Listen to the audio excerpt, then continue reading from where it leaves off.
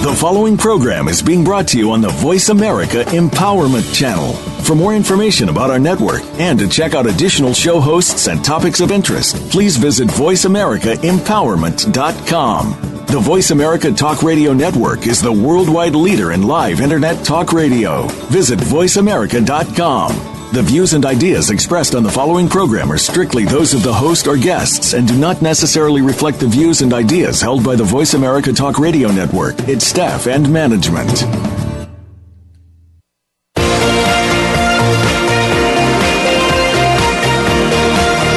Welcome to Living Well with Ann Beal. Our show is a health show, a lifestyle show, and an empowerment show rolled into one. Get ready to hear some stories of success, healthy living tips, and suggestions to get motivated and live your best life. Now, here is your host, Ann Beal. Welcome. I'm Ann Beal, and I am joined today by Justin Packshaw, British adventurer, explorer, and co-owner CEO of DeRomer Fashion Line. It has been a crazy day. I hope everybody out there is doing wonderful. We have this wonderful guest to talk about his exciting expeditions. Justin has climbed Mount Everest, gone to both North and South Poles many times. He's jet skied across the Nigerian coast. He's biked across Mongolia and many other exciting adventures. And so I wanted him on today to talk about many things about excellence, endurance, and having the ordinary person do extraordinary things. One of my most favorite sayings I heard him say was, "No one is born superhuman. It's quite the opposite, as we are actually quite fragile as human beings. But if you can find that little bit of extra that lies deep within, then you can excel to do extraordinary things." Welcome to the show, Justin. And how are you? And hello, all your audience. Well, that is the best saying. I heard you say that on your expedition to the North Pole. Yeah, and I'm fascinated. I mean, you and I talked about this when we met earlier this year in New Orleans. I am really fascinated by the science of achievement. And by that, I don't mean people who strive and get to the very best of their ability in say, sports or in business. I'm talking about every single person and allowing them or understanding those really fantastic building blocks, which if you fuel them and you water them, allow you to do things that you thought you couldn't do, really. You know, it's a belief system. It's really striving for your dreams. And that starts, you know, as you very kindly just explained, I have been extremely lucky in my life in that I have really been able to follow my dreams. Things, you know, my dreams, my aspirations, and things that were sown in me when I was a really young boy, really. And I had fantastic parents, but a wonderful upbringing, so I was quite lucky. But the truth is, you know, you just have to really be excited with everything that's out there. And when you start realizing that there are some sort of very basic things that you can do which allow you to really progress and develop skills which allow you to go and do the things that you want to go and do, that's what fascinates me. And, you know, the more I talk about it, the more it galvanizes me in hoping that there's one person who listens to my particular story and goes, my goodness, I'm going to go and do that. You know, I'm going to go and try and, fulfill this dream that I've had all my life, but just felt that life was too difficult to sort of overcome and I wasn't able to do it. I really want to try and empower people to say, I can do it. You know, and that goes from, you know, your personal commitments to a bigger picture, which I call the art of fulfillment. You know, the best reward that any of us can have is when you give something back or you make someone else better, and it's not necessarily for you. All of that I encompass in that field of the science of achievement. And I really hope that we can sort of start creating a real revolution and get as many people out there, really watering their souls. You know, when I hear all that, it sounds, it's crazy. It sounds like me. That is what I love doing for people, and that's what my show is about. But you take that and you take it to a whole nother level. And I think you're one of the few people I've met that actually made me feel like my life was more simple because of all the things I've done and all the places I've gone and all the opportunities I've had. But I look at you and I'm just fascinated. And I think, my parents and my family and a lot of people that have come along in my life have motivated me and loved me and encouraged me and empowered me. But when I met you and I heard your story and I heard your talks, I knew that there are people behind you as you grew up that had to somehow plant this seed. And I thought, people fascinate me. And I was like, how in the world did you become you? And what would it take for my listeners to know how to follow in the footsteps of Justin Packshaw?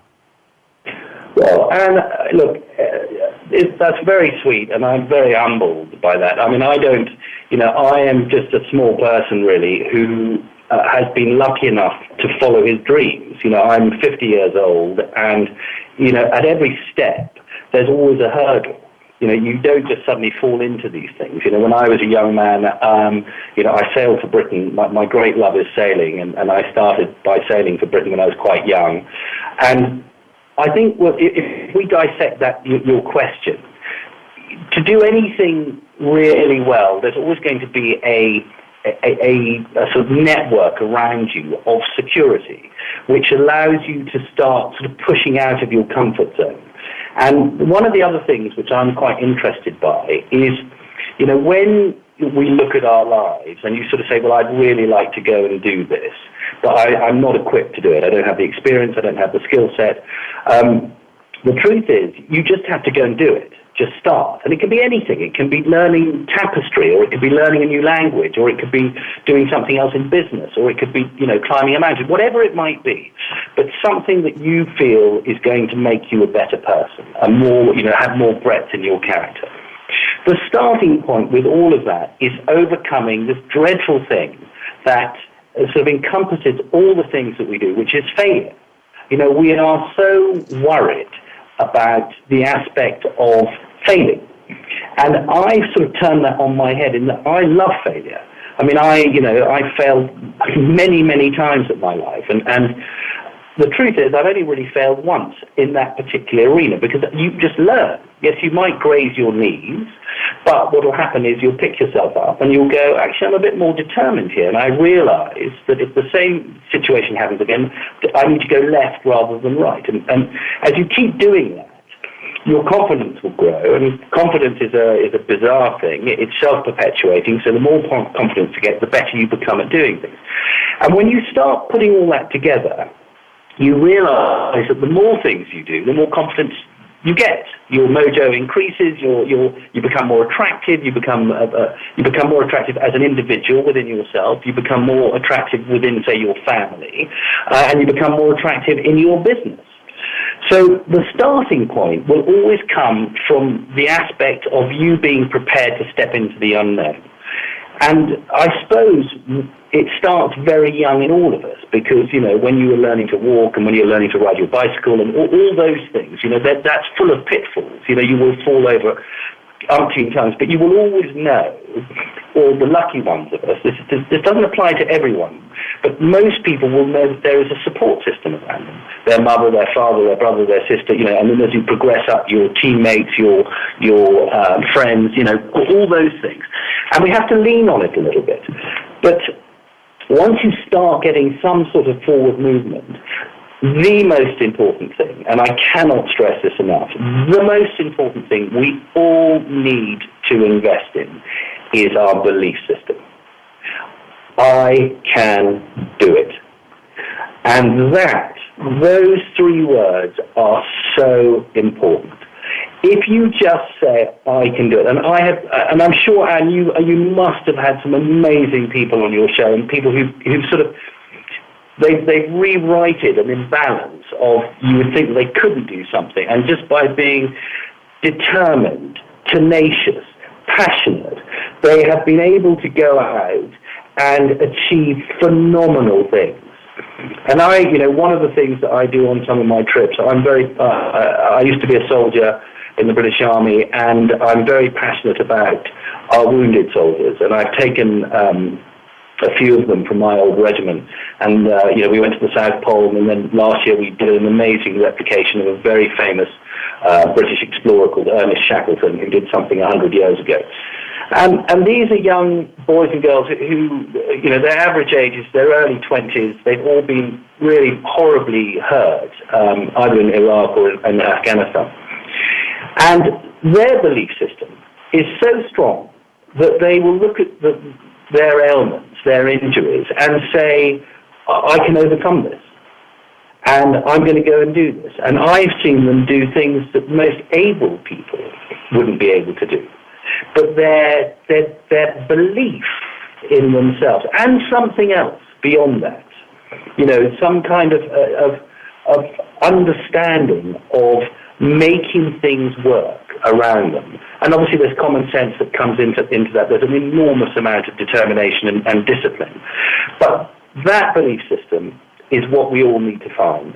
And when you find it, and you start, I've been lucky enough, I'm fascinated by teamwork, and, obviously I run Dorona, and I'm in the fashion industry, so we make things. But my view with the people who work in our business is if they come to work on Monday and they're not happy about that, or we're not fueling some aspect of their character where we're trying to bring out the best in them, then they shouldn't come to work. Because obviously, if you can start doing that in people, and obviously I've slightly jumped into the sort of older category of people, but if you start allowing people the ability to go and water other aspects of their character, it will affect all areas of their character and all areas of their life, from work to home and within themselves.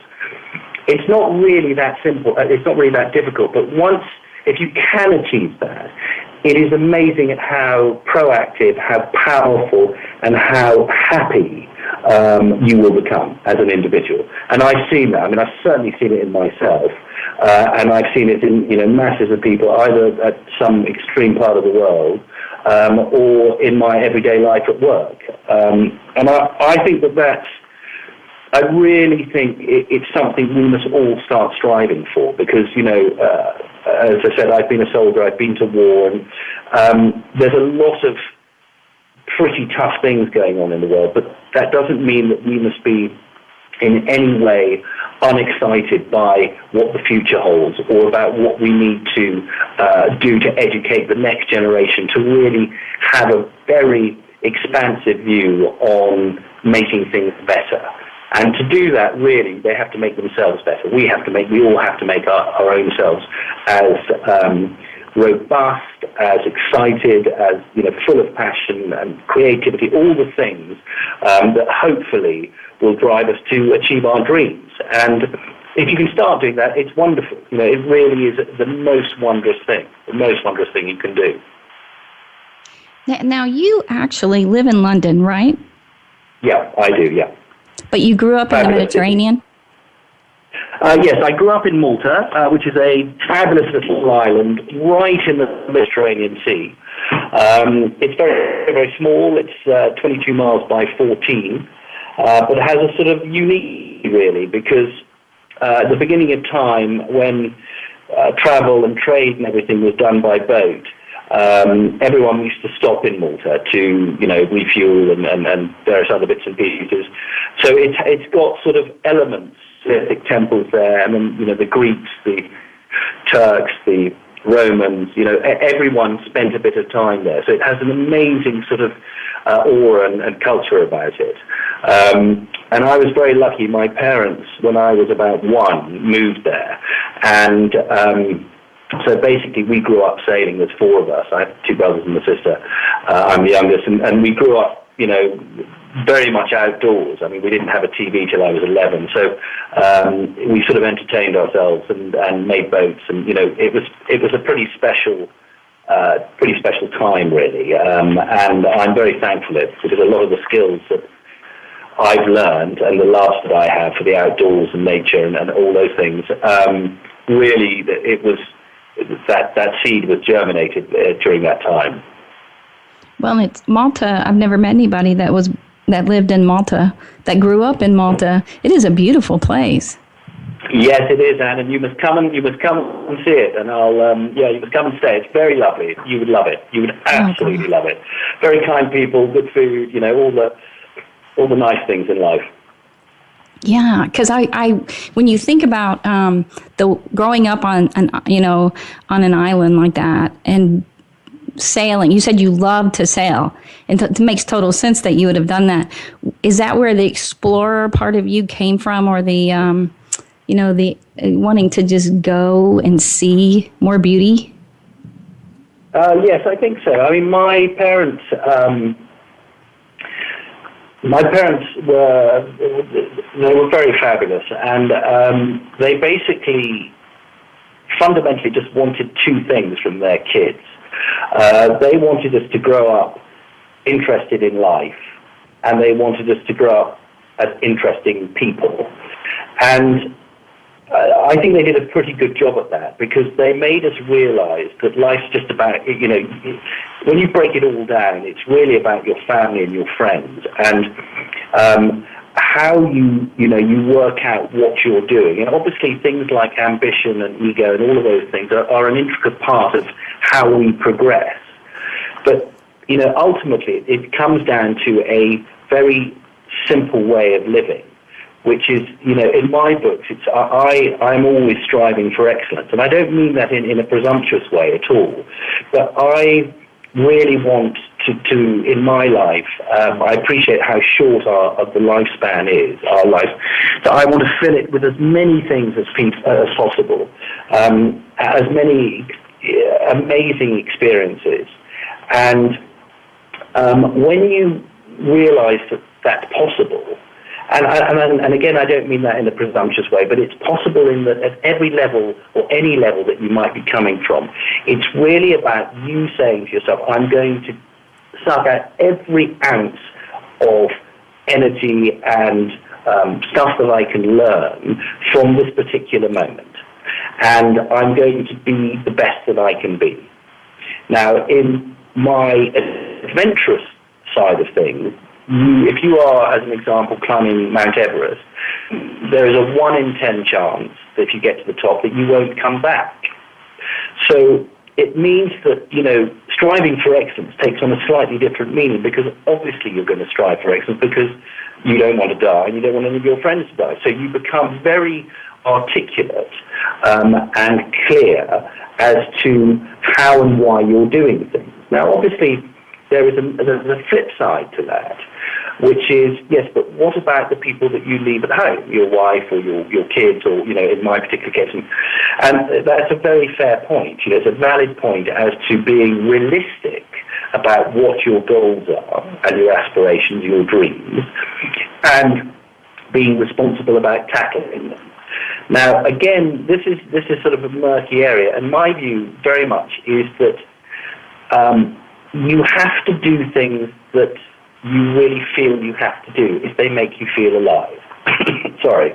And I think that aspect is, again, quite an important thing to think about, because most people get very claustrophobic by life, by, working, by trying to pay their bills and all the other things that we all have. I have it, everyone will have the same thing.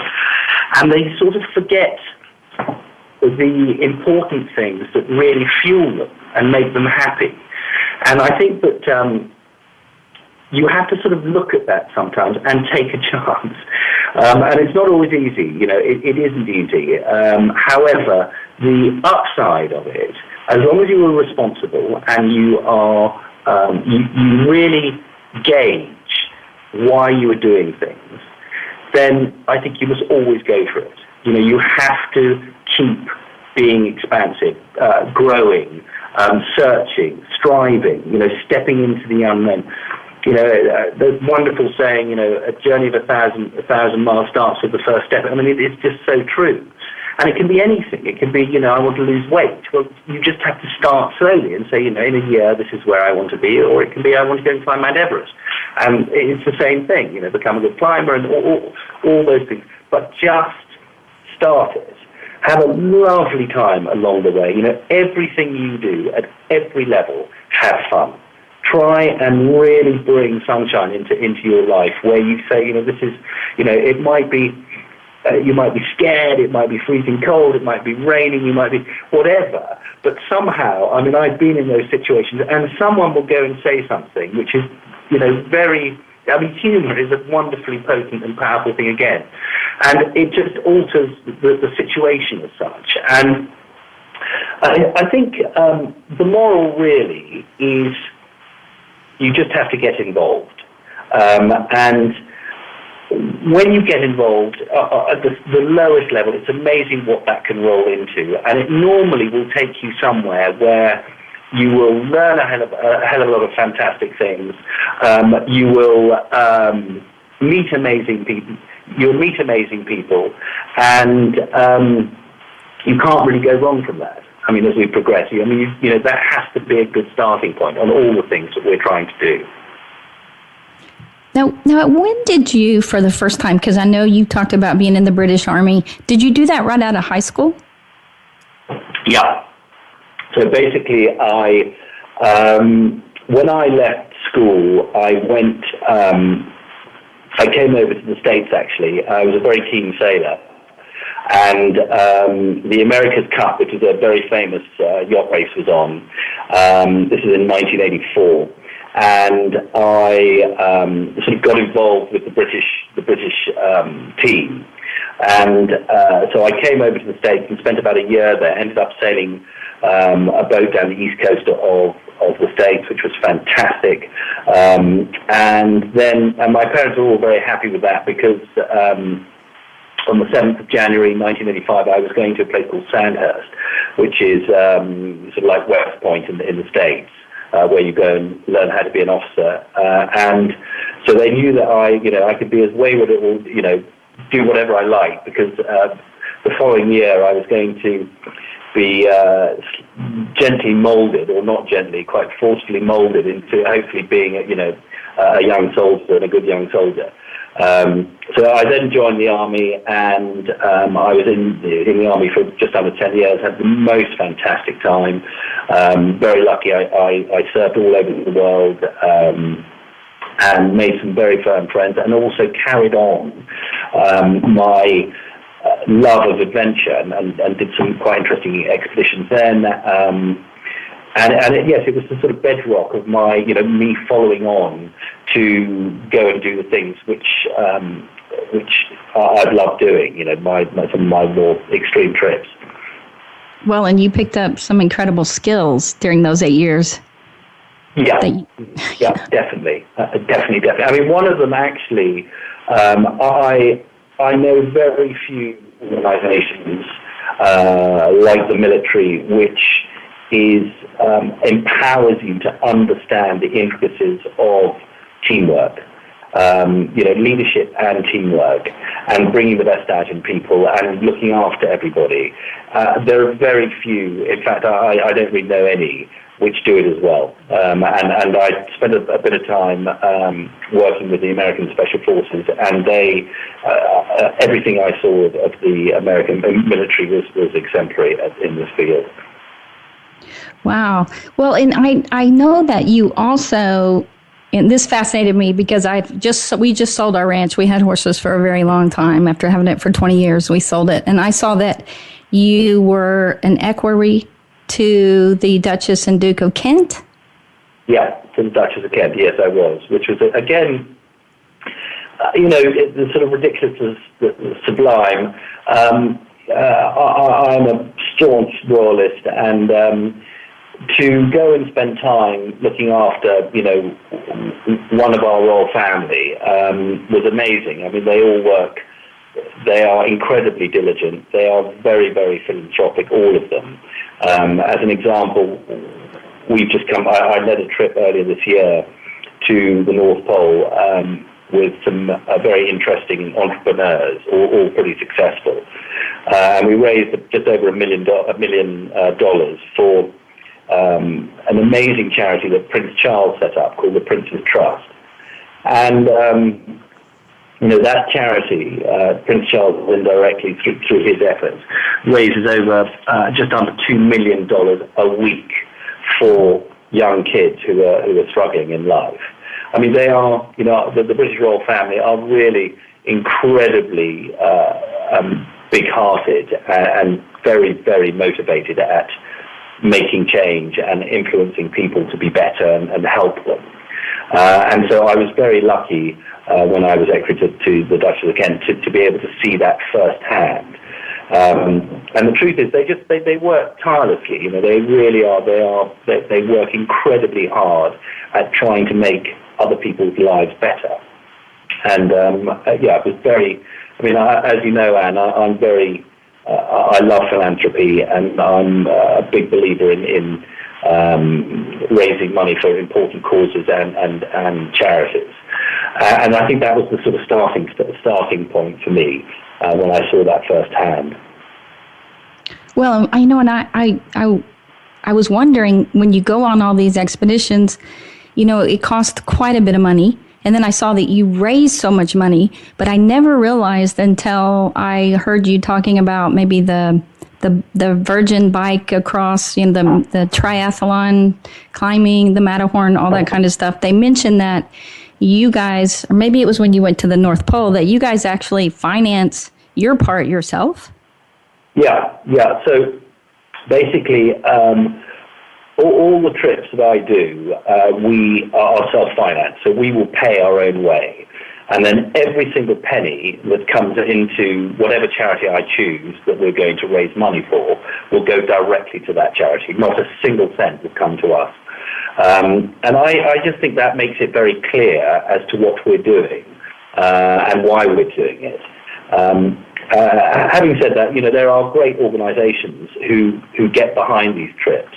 And, I think that the whole aspect of what businesses are doing now and how, they're going from being more traditionalist to progressive, this sort of forward-looking organization where there is, increased transparency as to what they're doing. And those organizations internally are creating sort of a high, a feeling of a higher purpose. Where there's sort of, more social responsibility, and that social responsibility is right at the core of the business. And I think it's a very interesting point. I think that part of that is because we're now embraced with a really exciting sort of generation, and I call it Generation Y, in that, people are now questioning why stuff is done. Why am I doing this if I'm not very happy? And, why aren't we doing more for X, Y, and Z? And I think that industry and businesses are starting to really sort of look at that and become much more, business is almost a sort of subset of society. And then, that subset is a subset of the planet. So people are sort of really becoming much more aware of the important things that are sort of at the heart of their individual values, and then those individual values resonate through the organizations that they work.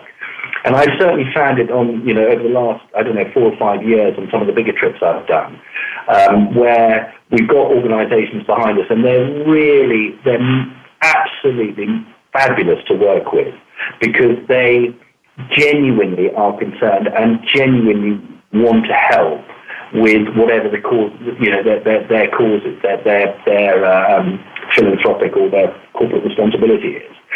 And I think that's great, and I think they realise that people who work for them, it's not just a 9 to 5 anymore. It's, it's a full-time, belief, and they want to install loyalty and pride in their individual.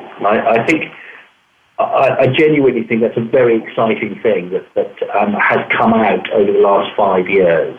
And again, as I said, it's more, businesses and individuals are much more progressive in their thinking rather than the old, slightly more structured, traditional approach, which is very exciting. I think it's great, and it allows people a bit more breadth to go and maybe follow some of the aspirations that they have, some of the frustrations that they might have had in the past, where they can suddenly start working through them and say, I can make myself better, or I can focus a little bit more on stuff which I didn't have time to do before, which I think is good. And we needed to, and we need to do more of it, but I think it's starting, and it's nice to see that is happening. I certainly see, every time I come to the States, I definitely see more of that happening, and I think that's very encouraging. Well, yeah, and I just thought that was so fascinating about the raising money and what you do there. I have so many questions, but we need to take a break. And then when we come back, I have asked people ahead of time that, I told them I was going to be talking to you, and I asked what they would like to ask you. And so I have some questions for you about like different things about climbing Mount Everest, that people interested, things they had about emotions and things like that. So I want to get to those when we get back after break, if that's okay with you. Nothing too tricky, I hope, Anne. Nothing too tricky. It's just, I think people just want to know what it felt like, and try to get a little bit of, right? I'm open for all questions. All right, Anne, talk to you in a sec. Okay, take a break. We'll be right back with Living Well. Okay.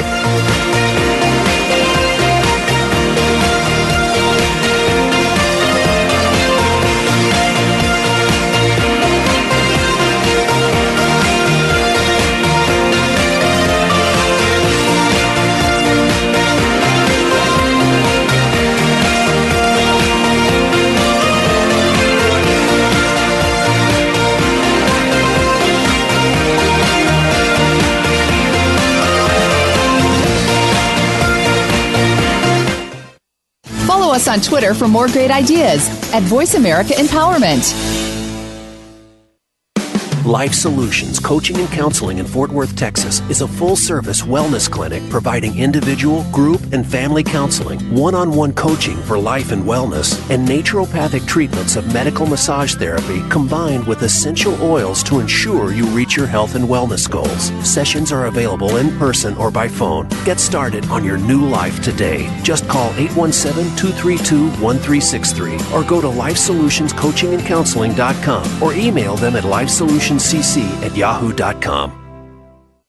Most married men experience frustration because there are things they want from their wives but don't know how to get them. Nothing seems to work. Desires are unfulfilled, fantasies unrealized, and relationships become stagnant. Men are desperate today for a richer, deeper, more satisfying, and intimate marriage. Dr. Jim Slaughter teaches men how to have the passionate, fulfilling marriage they've always wanted. Call 817-991-4964 or email jslaughterphd@yahoo.com to begin transforming your marriage into what you want it to be.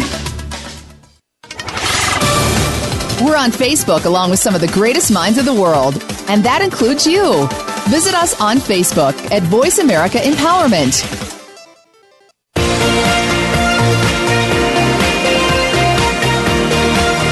You are listening to Living Well with Ann Beal. We'd love to hear from you with comments and questions about the show. Please send us an email to ablivingwell@gmail.com. That's ablivingwell@gmail.com. Now, back to this week's show. Welcome back to Living Well. This is Ann Beal, and my guest is Justin Packshaw, and we were discussing his adventures, his explorations and expeditions all over the world that he has gone on. And we are back with Justin. Hi, Justin. Hi, Anne. Well, are you ready for my questions? I'm so ready, Anne. I really am. Well, because let's fire away. Okay. All right. So when you were climbing Antarctica, you don't climb Antarctica, you go to Antarctica. When you were there, what was the scariest moment of your adventure? Because when people think of Shackleton, because I know you were following in Sir Ernest Shackleton's footsteps, right? And when you think of Shackleton, you think of them getting stuck in the ice and stranded, and it doesn't sound like a good story.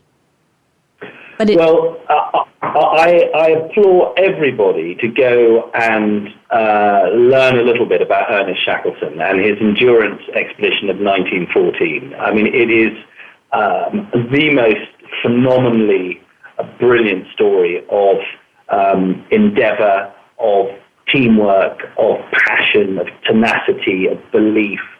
And in a nutshell, basically, 28 people went off in this boat called the Endurance to try and traverse across Antarctica. And bear in mind, it was only 2 years before that Rowan Amundsen had got to the South Pole. And so it was a very audacious undertaking. And basically, from the moment they set off from an island where they sailed all the way down south, and their last sort of port of call was on an island called South Georgia, where there were several whaling stations. And when they set off, very early on, they got stuck in ice. And basically, Antarctica every year grows by a third in the winter as the sea freezes. And they got caught in this ice. And for 2 years, they had an incredibly precarious time. Eventually, their boat got crushed. They had to live on the ice until it started melting. Then they had to take to their freezer. Basically, fundamentally, they were rowing boats. And by luck, they managed to make their way to a little island called Elephant Island.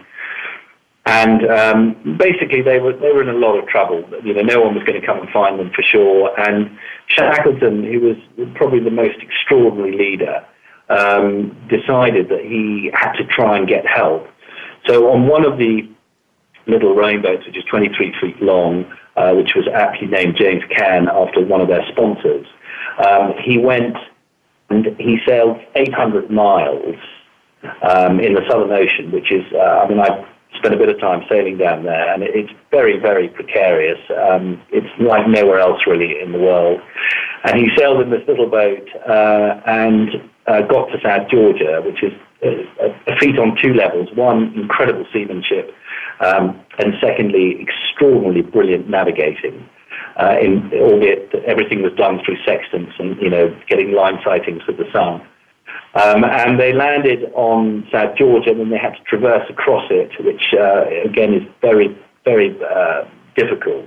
And then they managed to get to a whaling station, and after 2 failed trips to try and get back through the ice to save his crew, he eventually managed to get back, and 2.5 years after leaving, he rescued the whole crew.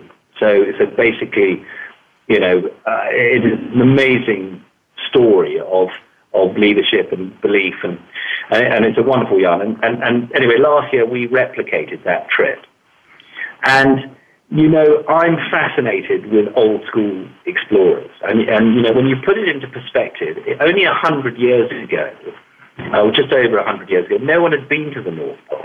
No one had been to the South Pole. No one had been to the top of Everest. No one got to the top of Everest until 1953.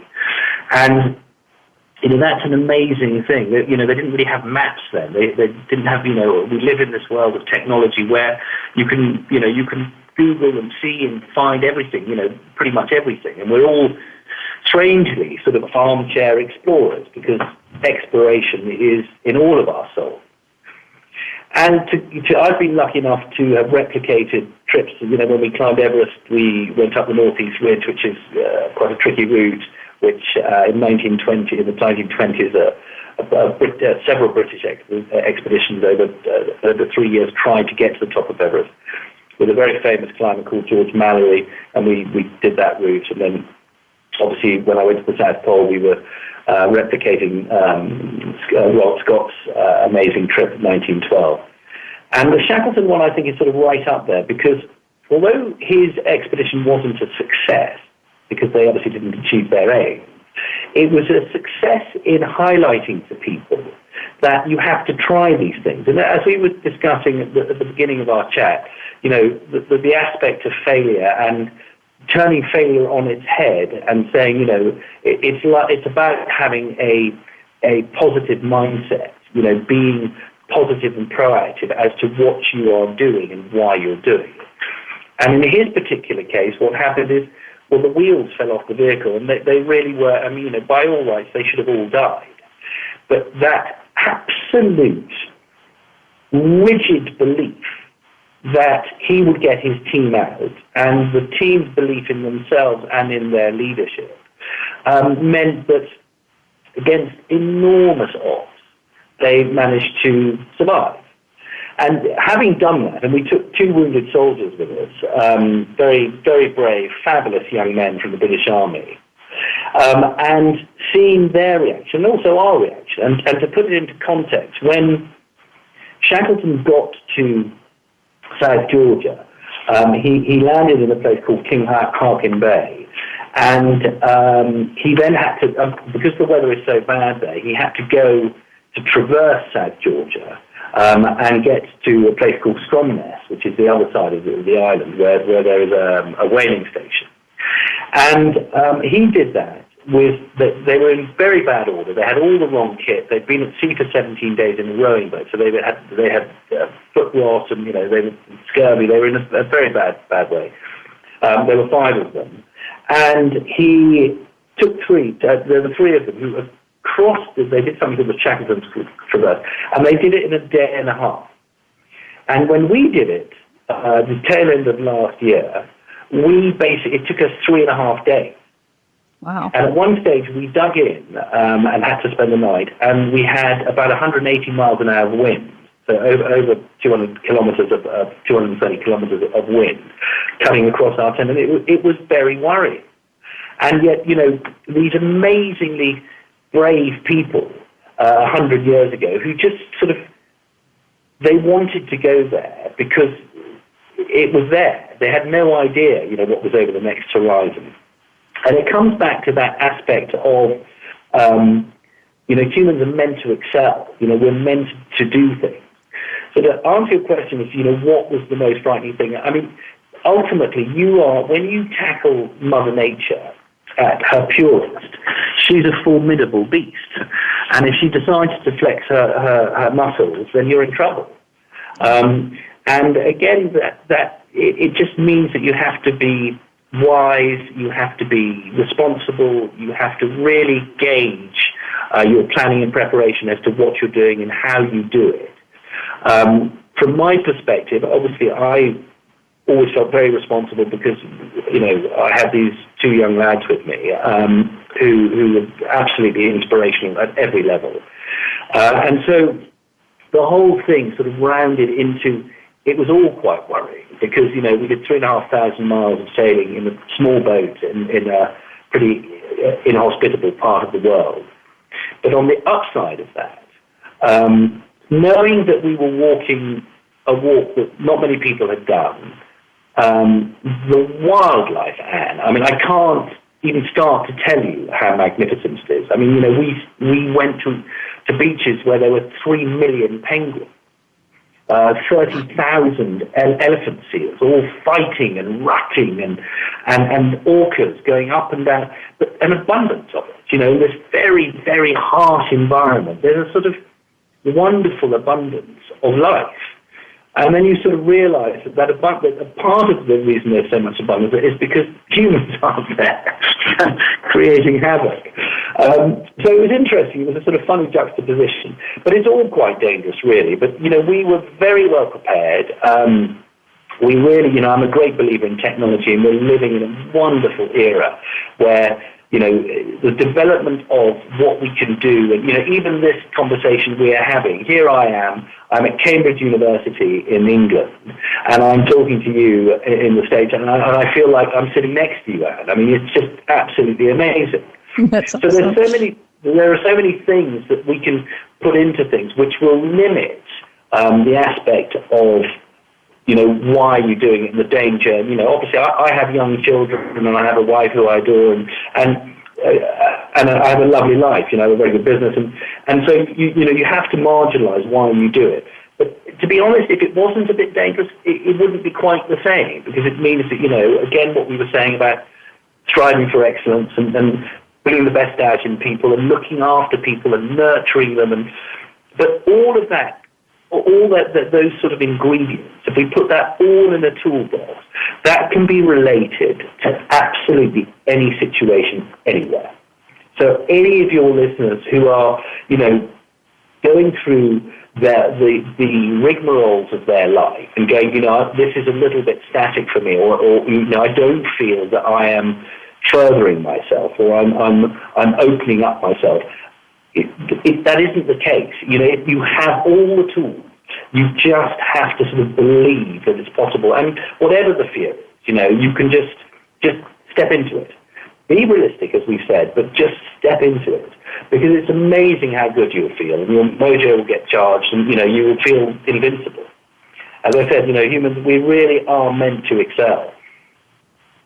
And you do say many times, get on with it. If you have a dream, just get on with it. Begin, take a step, move forward. And what you can do when you believe in yourself is incredible. And what else have you said? Stepping out of your comfort zone and just go for it. And I think that for you kind of emanate that with your life as far as all the expeditions. When people think of Everest, climbing Mount Everest, my first thought was, why?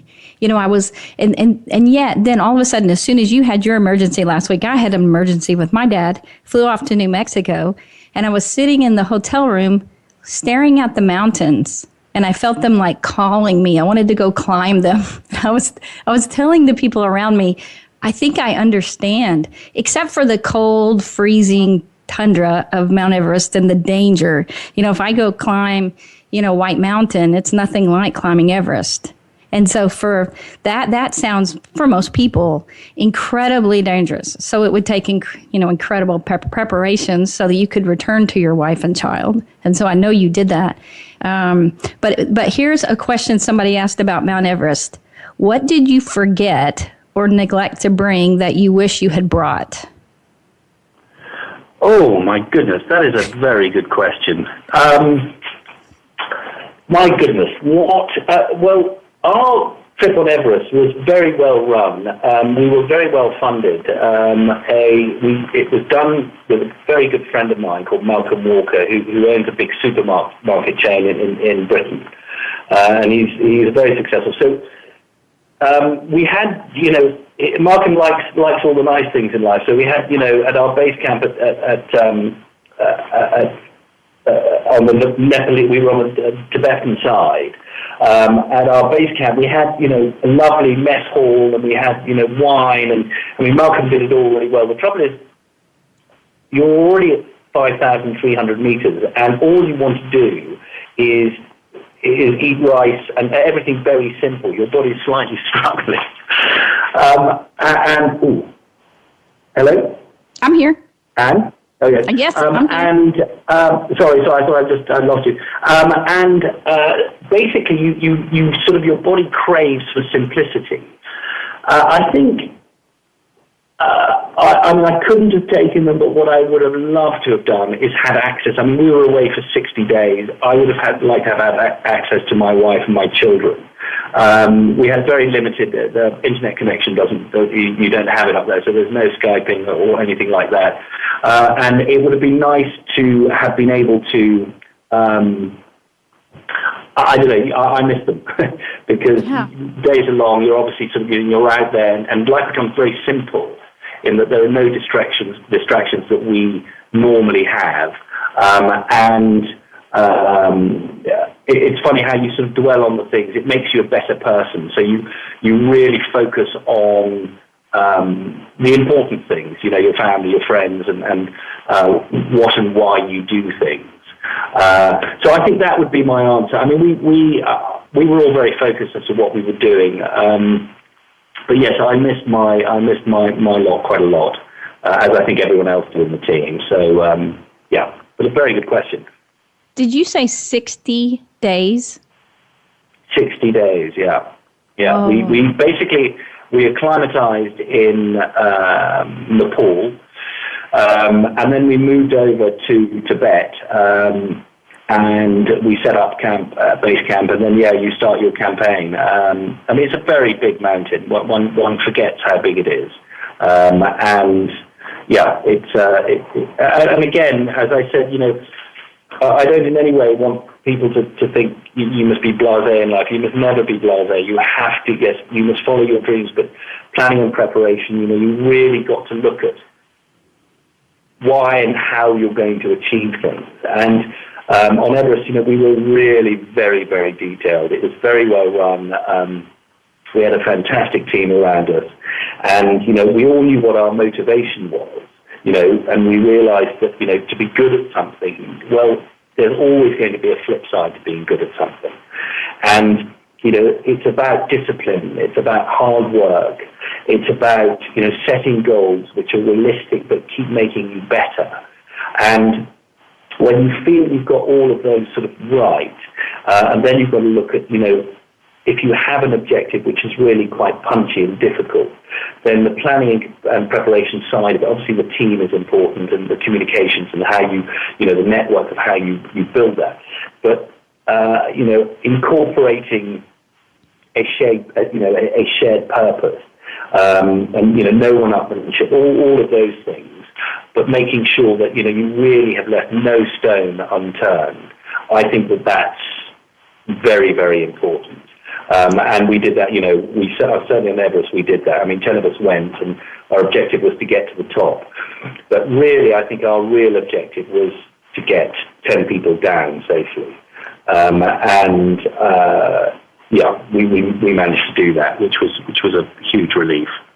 Gosh, I had no idea how long it was. Now, if people want to learn more about you or find out more about your expeditions or give to the charities that you and help you raise money, how would they reach you? Well, I've got a website, so egotistically, which is justinpackshaw.com. Or you can do it through my business. As you know, we have this. I have a very lovely luxury brand called Doroma, and we can do it through that. But yeah, I talk all over the world to businesses about and organisations and schools about the science of achievement. And I'm always receptive. I love getting people being in touch. So yes, very easy. All details are on the website. Well, and I had actually been watching something last night about you and reading all about Sage Summit when you were one of the speakers, and that's how I met you. People were saying they didn't understand why you weren't one of the main speakers because your story and your life is so incredible and your talks are so motivating. And so I just want to encourage people, if they need a speaker, Justin is incredible. Now, can you spell the name of the fashion line? Because your wife is a fashion model or was a fashion model, and this yes, basically, my business is called Doroma, spelled Deroemer, and that is my wife's maiden name. And her name is Tamsin, a very wonderful person that she is. And she has been in the fashion industry for a long time. First as a pretty successful model, and then she got into designing and business with Jade Jagger, who was Mick Jagger's daughter, which eventually got bought by a very famous jewellers in Britain called Asprey & Garrard. And then they were the creative directors there. And then Tamsin and I started Doroma about 8 years ago. And we do very beautiful jewellery, sort of top-end jewellery and cashmere and accessories. I remember us discussing it in New Orleans. And making things is a lovely thing.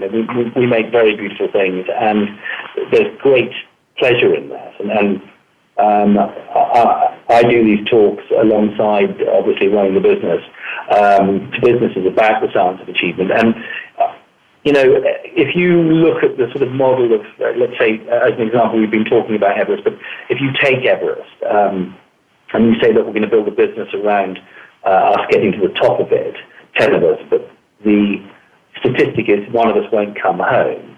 What you do is you just make sure that it's a very good, as a starting point, it's a very good business plan that you write, and that you make sure that everyone is happy and brings their A game, and you're always on it. And my view is that, it's very easy to take those lessons and transport them and integrate them into business. That's what we are trying to do. And obviously you've got to have a good artisan story, you've got to be creative, you've got to have the passion and all of that. But it's the same thing. And I'm very I thank you so much. We are going to have to close. There is just so much about you in your life, and I'm so glad to hear all about your business. It is really beautiful. I went and looked at a lot of the clothes. We just thank you for being here. I thank you so much for sharing your adventures with us and helping us to just get on with it. If we have a dream, which we all do, move forward and just go for it and take a step.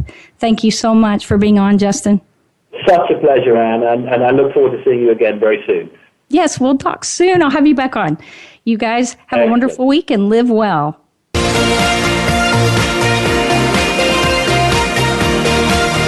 Thank you again for joining us. Living Well with Ann Beal airs live every Wednesday morning at 7 a.m. Pacific Time, 10 a.m. Eastern Time on the Voice America Empowerment Channel. We can't wait to see you again next week.